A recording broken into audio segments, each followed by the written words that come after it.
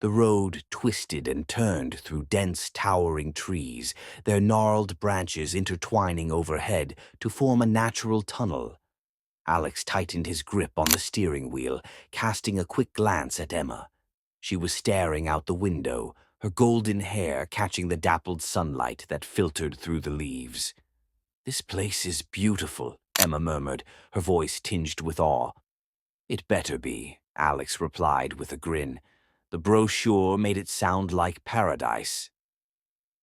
They had been married for just a week, and this honeymoon was their first escape from the chaos of wedding planning. Bridal Falls had been Emma's choice, secluded, serene, and untouched by modernity. The cabin came into view as they rounded the final bend. It was a quaint structure, nestled in a clearing at the edge of the forest. Beyond it, they could hear the distant roar of the waterfall. "Wow," Emma breathed as she stepped out of the car. The air was crisp and carried the faint scent of pine. "This is perfect." Alex chuckled and grabbed their bags. "Let's hope it stays that way." The inside of the cabin was just as charming as the outside. Wooden beams lined the ceiling, and a stone fireplace dominated one wall. A small note was left on the table, welcoming them and providing directions to the waterfall. "Let's check it out," Emma suggested, already slipping into her hiking boots. Alex groaned playfully. "We just got here. Can't we relax for 5 minutes?" "Come on," she coaxed. "It's not every day you honeymoon at a place like this." Reluctantly, Alex agreed, and they set off down the trail, following the sound of rushing water. The trail was narrow but well marked, weaving through ancient trees whose trunks were covered in moss. The sound of the waterfall grew louder as they walked, a steady roar that drowned out the forest's other noises. "Do you think anyone else is staying here?" Emma asked, glancing back at Alex. "Doubt it. The guy who booked us the cabin said it's the off-season." "Good. I like having the place to ourselves." As they reached the clearing, the waterfall came into view. It cascaded from a steep cliff, a shimmering curtain of water that sparkled in the afternoon sun. The pool at its base was crystal clear, reflecting the surrounding forest like a mirror. "It's gorgeous," Emma said, her voice barely above a whisper. Alex nodded, pulling out his phone to take a photo. "Definitely worth the drive." Emma wandered closer to the edge of the pool, mesmerized by the water's movement. She crouched down and dipped her hand into the cool, clear liquid. For a moment, the world seemed to hold its breath. Then a chill ran up her arm, so sudden and sharp that she gasped and pulled her hand back. "Cold?" Alex asked, looking up from his phone. "Yeah, really cold," Emma replied, shaking off the feeling. But it wasn't just cold. It had felt wrong, as though something unseen had reached out to touch her. She didn't mention it to Alex. The sun had just dipped below the horizon when they returned to the cabin. The cozy warmth of the fireplace banished the evening chill, and the couple settled in for their first night. Alex cooked dinner while Emma unpacked, arranging their things neatly in the small bedroom. She kept glancing out the window, though she wasn't sure why. The forest beyond the glass seemed darker than it should have been, the trees twisting into strange, shadowy shapes. "Dinner's ready," Alex called, breaking her reverie. They ate by candlelight, the cabin's electricity unreliable in the remote area. The meal was simple but satisfying, and Alex's jokes soon had Emma laughing, her earlier unease forgotten. That night, as they lay in bed, the sound of the waterfall lulled them toward sleep. But just as Emma was drifting off, a faint noise broke through the rhythmic roar. It was the sound of crying. She sat up, her heart pounding. "Alex," she whispered, shaking his shoulder. "Hmm?" He groaned, half asleep. "Do you hear that?" He frowned and listened for a moment.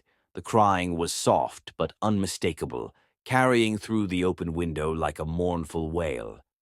"Probably just an animal," Alex muttered, rolling over. Emma wasn't convinced, but she didn't press the issue. Still, it took her a long time to fall asleep. The next morning, Emma woke to find Alex already outside, chopping wood for the fireplace. She made coffee and joined him on the porch, the crisp morning air biting at her skin. "Sleep well?" Alex asked, handing her a mug. "Not really," she admitted. "I kept hearing noises." He shrugged. "It's an old cabin in the middle of the woods, probably just the wind." Emma sipped her coffee, unconvinced. Later that day, they decided to explore the area around the cabin.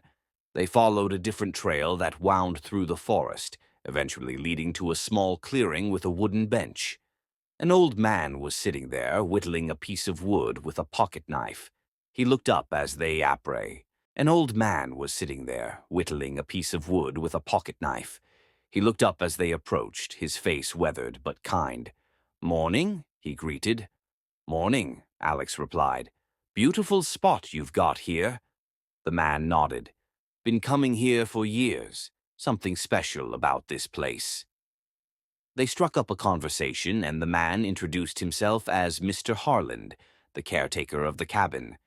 He seemed friendly enough, but there was a heaviness to his gaze, as though he carried a secret. "Ever hear of the legend of Bridal Falls?" he asked after a while, his tone shifting. Emma and Alex exchanged a glance. "Not really," Alex said. "Is there a story behind the name?" Harlan's expression grew serious. "They say a bride drowned herself in the falls a long time ago. Her groom had left her at the altar, and she couldn't bear the shame. Folks around here believe her spirit haunts the waterfall, looking for her lost love, or someone to take his place." Emma shivered, though the air was warm. "That's unsettling." "Just a story," Harlan said with a shrug, though his eyes told a different tale. That night, the sobbing returned, louder and more persistent. This time, Alex heard it too. He got out of bed and crept to the window, peering into the darkness. "What is it?" Emma whispered, clutching the blankets. "Nothing," Alex said, though his voice was tense. "Stay here. I'll check it out." "Don't." Emma started to protest, but he was already at the door. Armed with a flashlight, Alex stepped onto the porch and scanned the area. The sobbing seemed to be coming from the direction of the waterfall, but when he called out, the sound stopped abruptly. He stood there for a moment, the silence pressing in around him, before retreating back inside. "It's probably just the wind," he said, though his expression betrayed his doubt. Emma didn't sleep for the rest of the night. The following days brought more strange occurrences. Emma began waking up to find wet footprints leading from the front door to their bedroom, though the cabin was locked every night. Alex dismissed it as her imagination, but even he couldn't explain the water stains that appeared on their clothes and bedding. Emma also started having vivid dreams of a woman in a soaked wedding dress, her face obscured by a tangle of wet hair. In the dreams, the woman would reach out to her, whispering words Emma couldn't understand.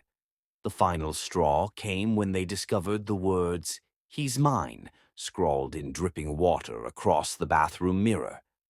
"We need to leave," Emma said, her voice trembling. Alex agreed, but when they tried to start the car, the engine wouldn't turn over. With no way to leave and their sense of unease growing by the hour, Alex and Emma were trapped. The night seemed endless, and the sounds of the waterfall had transformed from a calming natural presence to an oppressive force, echoing through the cabin, louder and more forceful, as if it were urging them to venture closer. "Maybe we should talk to Harland again," Alex suggested, his voice tight with tension as he paced the cabin. "He might know something we don't." Emma nodded, her eyes wide with fear. "I don't know if I can handle another story about this place. Something's wrong, Alex. I feel like it's watching us." "Let's just go," Alex urged, reaching for his jacket. "We need answers."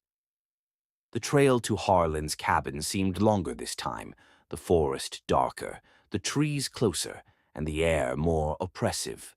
The whispers Emma had heard on their first night had returned, carried by the wind, wrapping around them like invisible hands. She clung to Alex's side, her body tense with fear. When they reached Harlan's cabin, the door creaked open before they could knock. The old man stood in the doorway, his eyes dark and knowing. "I've been waiting for you," he said softly, as if he had expected their visit. "Come in, both of you." They entered cautiously, and Harlan led them to a small sitting area by the fire. The place was dimly lit, with shelves crammed full of old books and strange trinkets. Harlan gestured for them to sit. "I know what you've seen," Harlan said, his voice low. "The spirit of the bride. She's real, and she's angry. Angry because she was abandoned, and now she wants to take someone else, someone who's just as lost in love as she was." Emma felt a chill run down her spine. "Why are you telling us this now? Why didn't you warn us earlier?" Harlan hesitated before speaking again. "I didn't want to scare you off, but I can't let you leave until you understand what's happening. The bride, she chooses her victims carefully. She's drawn to newlyweds, to lovers who are full of hope and promises. And once she decides, there's no escaping her." Alex felt a knot tighten in his stomach. "What do we do? How do we stop her?" "You can't stop her," Harlan said, his voice barely a whisper. "She's been seeking vengeance for decades. The only way to end it is to face her, face the betrayal she suffered. Only then can she be put to rest." Emma's eyes filled with tears. "How do we do that? We don't have anything to do with her." Harlan nodded slowly, his face grave. "That's the trick. The spirit doesn't care about the details. It's about the feelings, the emotions, the sense of betrayal. If you don't face her, she'll come for you, and if you leave without confronting her, she will follow. It's too late to leave now. You'll have to confront her, at the waterfall." Emma and Alex returned to their cabin, haunted by Harlan's words. They no longer felt like they were in control, and the idea of facing the spirit at the waterfall filled them with dread. The cabin was unnervingly quiet, but the air felt thick with an oppressive energy that pressed against them. They spent hours talking, trying to figure out how to confront the spirit. Alex tried to stay practical, but Emma was consumed by a growing sense of doom. The sobbing had returned, louder and closer, as if the bride were waiting for them. As the night deepened, they could no longer ignore the call of the waterfall. It was as if the falls themselves were beckoning them, urging them to come and face the truth. "I'm scared, Alex," Emma whispered, clinging to his arm. "What if we can't stop her? What if she takes us both?" "We have to try," Alex said firmly, his voice shaking but determined. "If there's even a chance we can end this, we have to face her." They walked through the forest in silence, each step leading them closer to the falls. The trail had become more twisted, the trees now looming like silent sentinels. The wind had picked up, and Emma's breath came out in misty clouds as they approached the edge of the waterfall. It was dark, and the moonlight reflected off the water in eerie patterns, casting shadows that seemed to move of their own accord. At the foot of the falls, standing in the mist, was the figure of a woman in a wedding dress, her hair matted and wet, her face hidden behind a veil of soaked strands. Alex's heart raced. "Is that her?" Emma clutched his arm, her nails digging into his skin. "I think so." The figure turned toward them, her face still obscured, but her eyes were wide, filled with unspeakable pain. She reached out a hand, and Emma felt her chest tighten, as if something was pulling at her from within the depths of the falls. "Why are you here?" the spirit's voice echoed, cold and hollow.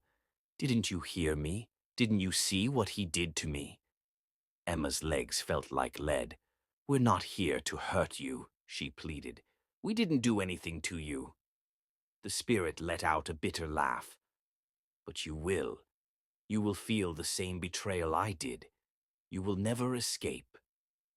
The air around them grew colder, the sound of the falls louder, drowning out all else. The spirit advanced, her body now becoming more solid, more real.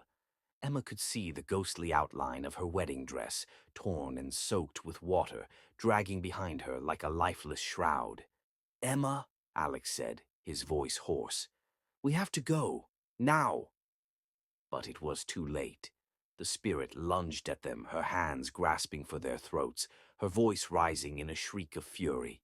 "No!" Emma screamed, instinctively stepping back, but the pull of the water became stronger. The falls roared in response, as if alive, as if the entire place was an extension of the spirit's rage. Alex lunged forward, grabbing Emma and pulling her away from the water's edge. He shoved her toward the forest, away from the grasping hands of the spirit. As they ran, the air seemed to crackle with energy, the ground trembling beneath their feet. But Emma, in a moment of pure desperation, turned to face the spirit once more. Her voice trembled as she shouted into the night, "I don't deserve this. We don't deserve this." The moment the words left her lips, the ghost paused. The raging current of the waterfall seemed to still for just a moment. The spirit's form flickered as though torn between two worlds.